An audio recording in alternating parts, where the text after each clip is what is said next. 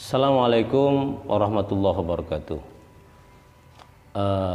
Allah berfirman di dalam Al-Quran, wa idza sa'alaka ibadi anni fa inni qarib ujibu da'watad da'i idza da'ani falyastajibu li wal yu'minu bi. Al-ayah.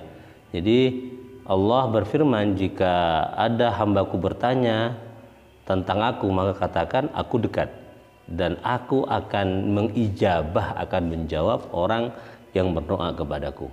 Qala rabbukum fad'uni astajib lakum. Berdoalah kepadaku, maka saya akan mengistijabah, akan menerima doa siapapun yang berdoa kepadaku. Pentingnya doa di dalam Islam itu berkaitan dengan faktor kehambaan. Jadi orang yang tidak pernah berdoa kepada Allah itu dinilai sebagai hamba yang sombong, hamba yang ghani, hamba yang merasa dirinya itu ghani, kaya. Jadi Allah sangat senang kalau kemudian hambanya itu berdoa kepada dirinya. Kenapa? Karena ketika hamba itu berdoa kepada Allah, itu hamba itu sedang mengafirmasikan, sedang memproklamasikan bahwa dirinya itu betul-betul hamba, bahwa dirinya itu betul-betul adalah makhluk yang sangat lemah, yang membutuhkan Allah, dan Allah sangat bangga dianggap sebagai zat yang maha segalanya, yang maha kaya. Bahkan Rasulullah kemudian menganjurkan kepada umatnya untuk selalu berdoa kepada Allah, meminta kepada Allah dalam hal apapun, termasuk dalam urusan sandal jepit. Kalau tali sandal jepit itu putus, maka mintalah kepada Allah. Itu hal sepele. Kenapa? Bukan faktor kemudian sandal jepitnya atau hal-hal yang dianggap sepele, tapi faktor tentang doa itu sendiri, tentang merasanya hamba bahwa Allah lah yang paling bisa memenuhi segala kebutuhan hamba itu. Dalam proses pengijabahan doa hamba, Allah tidak serta-merta kemudian memberikan semua apa yang diminta oleh hamba. Jadi tidak setiap hamba yang misalnya minta dia kaya, kemudian Allah memberikan kekayaan sebagaimana yang dia minta. Jadi tidak semua bentuk permintaan yang diajukan hamba kepada Allah diijabah dalam bentuk pemberian apa yang diminta persis seperti yang hamba harapkan itu. Tidak. Dalam kitab Tuhfatul Murid ila Jauharit Tauhid karangannya Imam Al-Bajuri dikatakan bahwasanya Allah itu merespon, ya, mengijabah doa hamba itu dalam tiga hal. Dalam tiga hal, berbentuk tiga hal. Pertama, memberikan apa yang hamba minta. Jadi kalau saya misalnya minta kesehatan, oleh Allah diberi kesehatan. Nah, itu bentuk yang pertama, bentuk pengijabahan doa yang Allah lakukan kepada hambanya yang berdoa, memberikan sesuatu persis seperti yang diharapkan oleh sang hamba. Minta misalnya kesehatan, dikasih kesehatan. Minta kemampuan untuk umroh, dikasih kemampuan untuk umroh. Itu yang pertama. Itu yang biasanya diharapkan oleh banyak orang. Kenapa? Karena ketika orang berdoa terhadap satu hal, terkait dengan satu hal, biasanya itu yang paling dibutuhkan dalam pandangan si hamba itu. Dan ketika itu betul-betul dipenuhi oleh Allah, merasa bangga sekali, ya. Padahal dalam pandangan Sayyidina Ali tidak seperti itu. Sayyidina Ali kalau berdoa kemudian doanya diistijabah oleh Allah dalam bentuk pemberian seperti apa yang diminta oleh Sayyidina Ali, Sayyidina Ali itu bersyukur satu kali.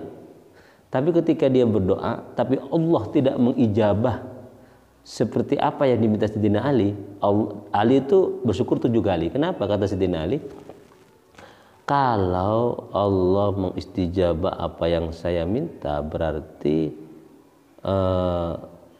kehendak saya yang terpenuhi. Saya bersyukur.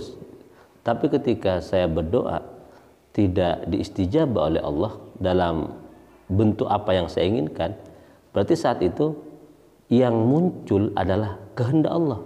Dan kehendak Allah pasti lebih baik dari apa yang saya pinta. Lebih baik dari setiap keinginan saya dalam doa-doa saya. Karena itulah kemudian saya bersyukur 7 kali. Itu ya bentuk yang pertama, pengistijabahan Allah dalam doa setiap hamba. Yang kedua, Allah memberi apa yang diminta oleh sang hamba, tetapi tidak segera, ditunda. Jadi bisa 1 tahun, bisa 2 tahun, bisa 3 tahun, bisa puluhan tahun. Nabiullah Zakaria yang minta anak itu baru diistijabah setelah puluhan tahun. Itu Nabi ya. Jadi baru dikasih anak setelah puluhan tahun.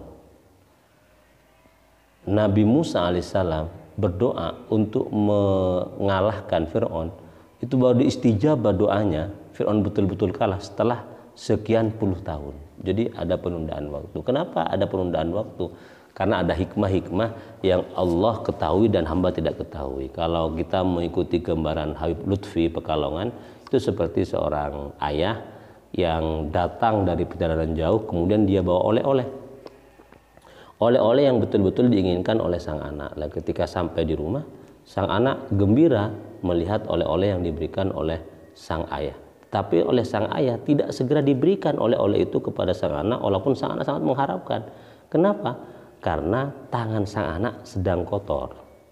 Kalau dikasih oleh-oleh itu dimakan oleh sang anak, justru yang terjadi itu adalah bahaya. Anak itu bisa kemudian sakit, misalnya kemasukan kuman dan segala hal. Sama dengan seorang hamba yang minta kepada Allah tidak segera dikasih, karena ada hal-hal yang Allah ketahui bahwa itu lebih baik ditunda daripada dikasih pada saat itu. Itu yang kedua. Yang ketiga, Allah mengistijabah doa seorang hamba itu dalam bentuk lain, tidak seperti apa yang diinginkan oleh sang hamba. Nih. Jadi minta kesehatan oleh Allah, ternyata diberi umur yang pendek, begitu ya. Diminta kekayaan oleh Allah, ternyata tidak dikasih kekayaan, tapi dikasih kesehatan dan segala macam. Dalam hadis yang lain dikatakan bahwasanya min da'watihi ala ihdatsalas. Jadi orang yang berdoa istijabah oleh Allah dalam bentuk 3 hal. Yang pertama, imma ayu ajjalalahu fid dunya, dikasih langsung segera di dunia seperti apa yang diinginkan. Wa imma an tudakhkhara fil akhirah, disimpan doanya itu dalam bentuk pahala-pahala yang kemudian nanti dikeskan, diberikan di akhirat.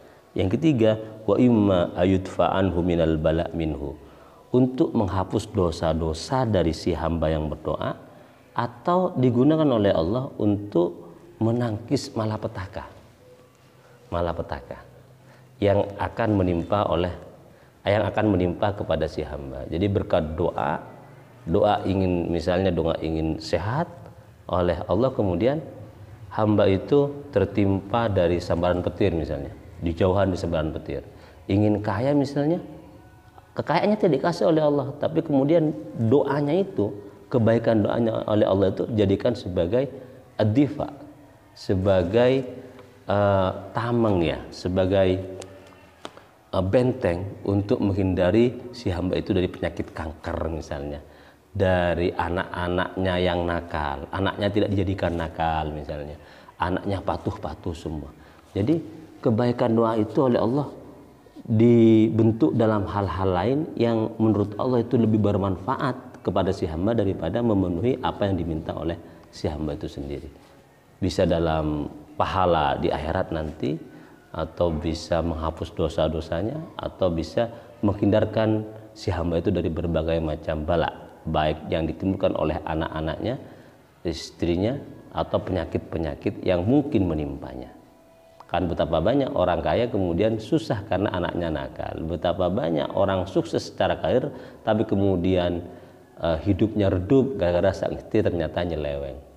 Jadi doa-doa yang kita panjatkan kepada Allah itu pasti diterima oleh Allah Subhanahu wa taala, tapi dalam bentuk-bentuk yang menurut Allah itu lebih baik, sangat baik dan terbaik ya. Untung-untung kalau kita berdoa diberikan sesuai dengan apa yang kita minta.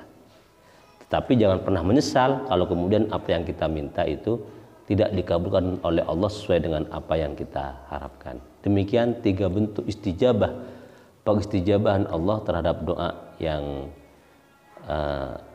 yang dipanjatkan oleh sang hamba kepada Allah itu sendiri. Demikian, semoga bermanfaat. Assalamualaikum warahmatullahi wabarakatuh.